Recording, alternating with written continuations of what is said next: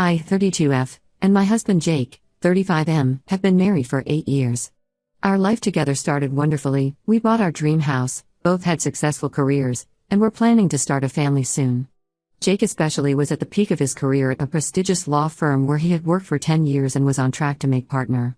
The firm was started by his father's college friend, and everyone assumed Jake would follow in the founder's footsteps. Everything was perfect until last year when my father-in-law Tom, 62M, destroyed everything we had worked for. To understand how we got here, I need to explain some background about Tom. He immigrated to this country with nothing but a high school education and started working in construction.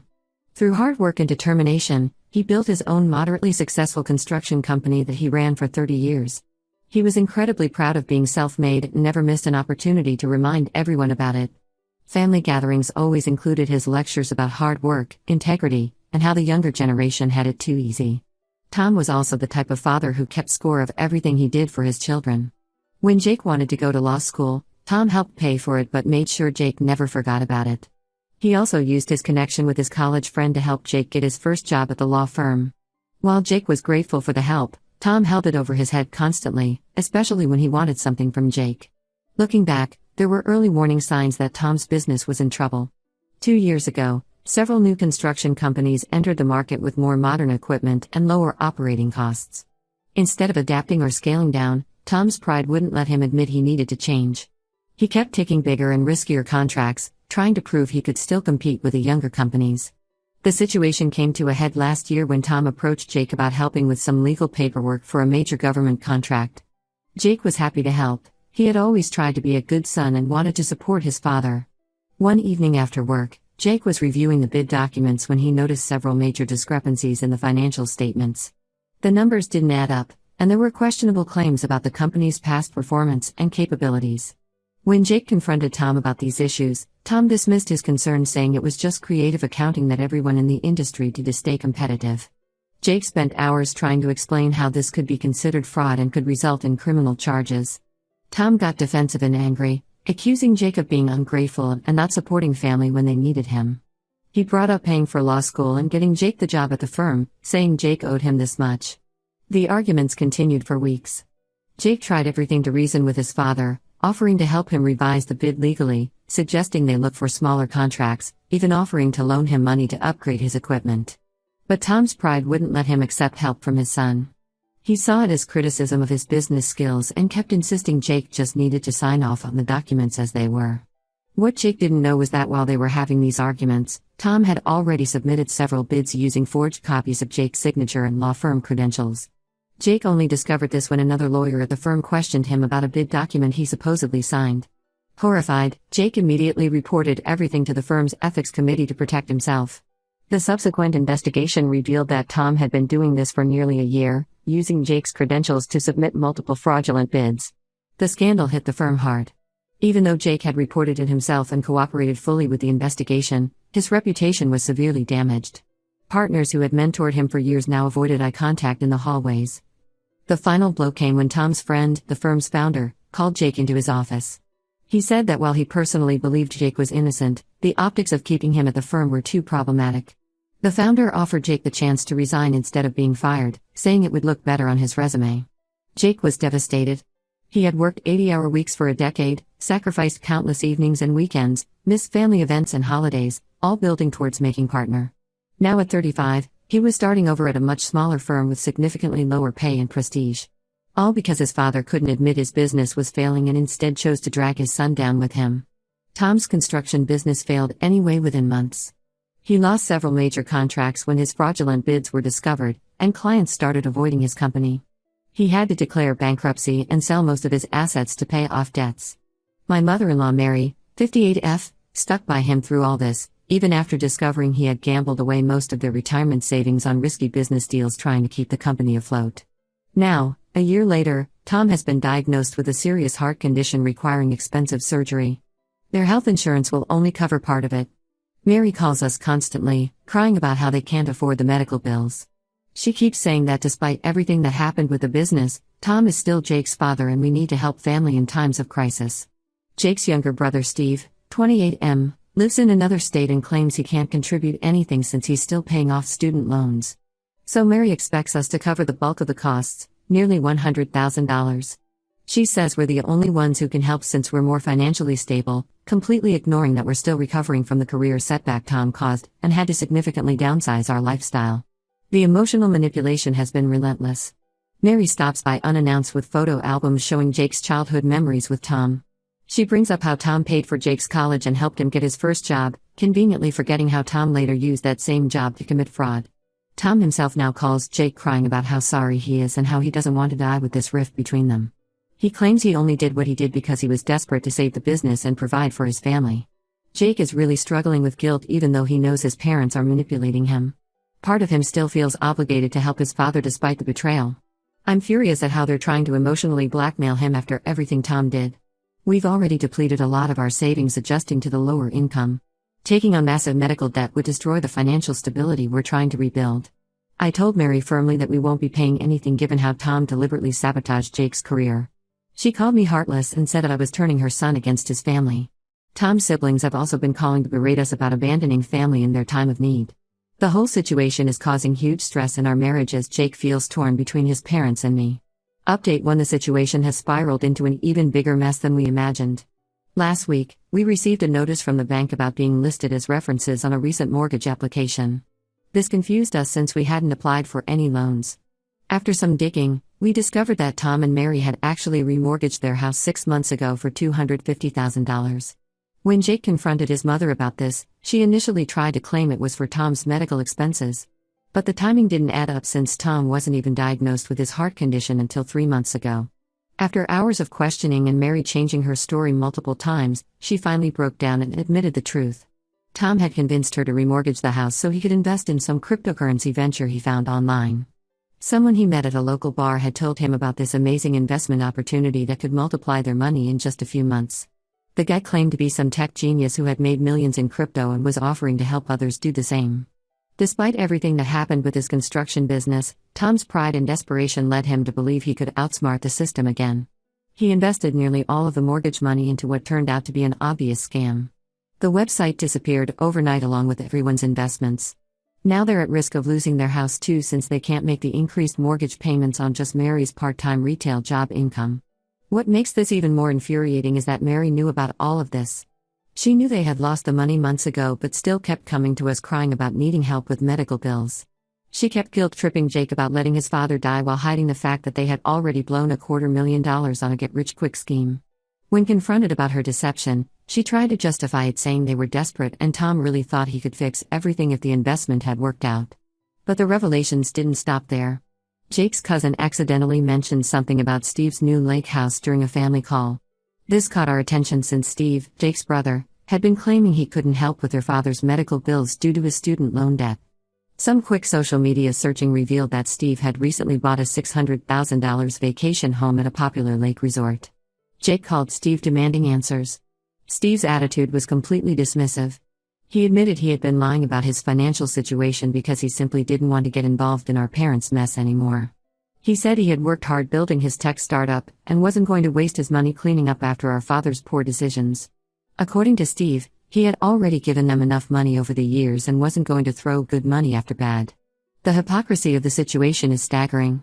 While Steve jets off to his lake house every weekend, posting photos of parties on his boat, he's perfectly fine letting his brother shoulder all the responsibility for their parents. He even had the nerve to tell Jake that he should just pay the medical bills since he makes good money at his new firm, completely ignoring that Jake had to take a massive pay cut because of their father's actions. The stress of all this has started taking a serious toll on Jake. He's developed severe anxiety and has trouble sleeping most nights. He lies awake worrying about his parents losing their house, about his father's health, about our own financial security. The lack of sleep is affecting his performance at the new job. His boss pulled him aside last week to express concern about his recent work quality and focus. We really can't afford for him to lose this job too. It was hard enough finding this position after the scandal at his old firm. Meanwhile, Tom's health has indeed been declining, and Mary has doubled down on her emotional manipulation tactics. She's been calling all the relatives telling them that Jake is willing to let his father die just to punish him over some work disagreement. She completely downplays Tom's fraudulent actions that destroyed Jake's career as just a simple mistake any father might make trying to save his business. She conveniently leaves out the part about them losing the house remortgage money in a crypto scam. The most frustrating part is how she's managed to turn most of the family against us. Tom's siblings and their spouses have been harassing us nonstop on social media, posting long rants about how cruel and heartless we are for abandoning family in their time of need. They keep commenting on old family photos, saying things like how sad it is that money has become more important to us than family.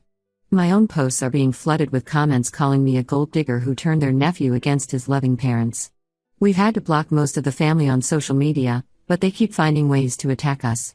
They've even started contacting our friends and colleagues, sharing their twisted version of events. The whole situation has become a nightmare that's affecting every aspect of our lives. Update 2: Everything came crashing down last week in the worst possible way. Jake was in an important meeting with a potential new client when Mary burst into his office unannounced. She had somehow convinced the receptionist she was there for an urgent family emergency.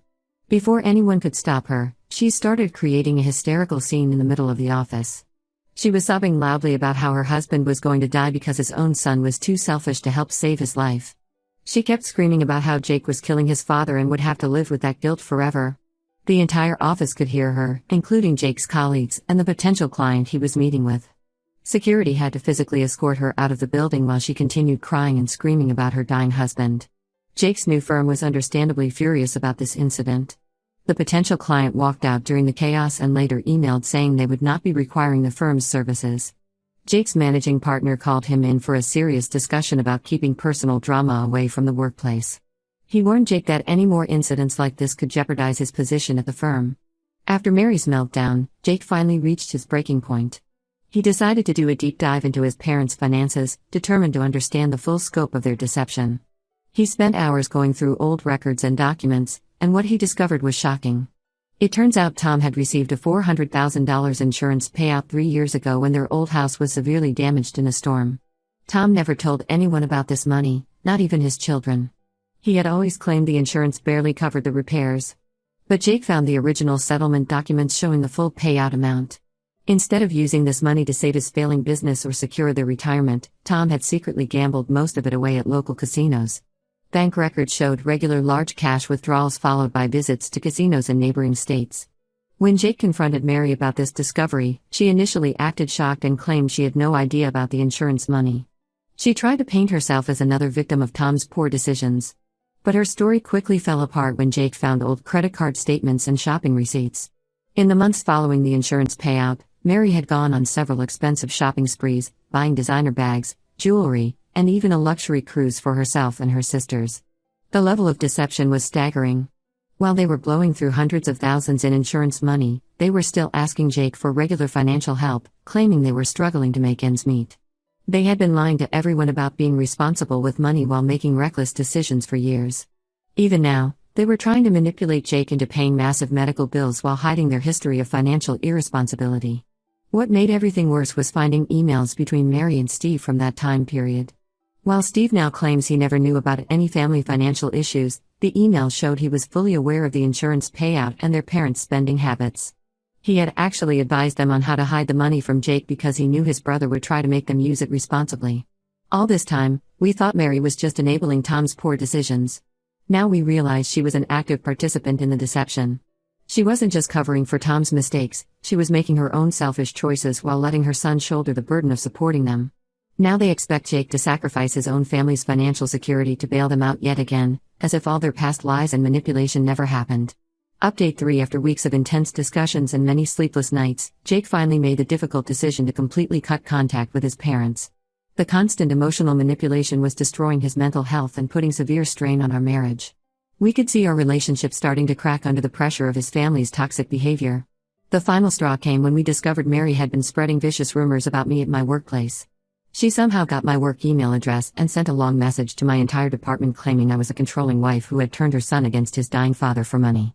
Thankfully, my supervisor was understanding, but it was deeply humiliating having my private family drama exposed to my colleagues. We took decisive action after that incident. We changed our phone numbers, blocked their email addresses, and moved to a different neighborhood on the other side of the city. We also had our lawyers send them a formal cease and desist letter warning them about potential legal consequences if they continued harassing us at our workplaces. A month after we went no contact, we heard through Steve that Tom had gotten his surgery anyway. It turns out Mary's brother had sold some valuable property he owned in Florida and agreed to pay for the entire procedure. They never actually needed our money that urgently, it was just another manipulation tactic trying to force us to resume contact and regain control over Jake. The irony of the situation hit hard. All those months of guilt-tripping, emotional blackmail, and public humiliation were completely unnecessary. They had other options for funding the surgery but chose to torture Jake psychologically instead, perhaps as punishment for him not enabling their previous financial schemes. Jake's new firm has been surprisingly supportive after learning the full story of his father's fraud and his mother's harassment. His managing partner even pulled him aside last week to discuss a potential path to partnership. It would take another 3 to 4 years of hard work, but knowing there's a future here has helped Jake regain his professional confidence. We've been slowly rebuilding our lives and our savings without the constant drama and guilt trips from his family. Jake started sleeping better, his anxiety has improved significantly, and we're finally able to focus on our own goals again. We're even starting to revisit our plans about having children, something we had put on hold during all this chaos. Steve still updates us occasionally about their parents, though we've made it clear we don't want to hear unless it's truly urgent. Apparently, Tom made a full recovery from the surgery but hasn't changed his behavior at all. He spends his time badmouthing Jake to anyone who'll listen, painting himself as the victim of an ungrateful son who abandoned him in his time of need. He conveniently leaves out the part about destroying Jake's career and gambling away their insurance money. Mary has been telling family members that I must have some dirt on Jake and am blackmailing him to stay away from his family. Some relatives who initially sided with them have started reaching out to apologize after seeing their continued pattern of lies and manipulation. But we're maintaining firm boundaries with everyone who enabled their behavior. Looking back, going no contact was the best decision we could have made.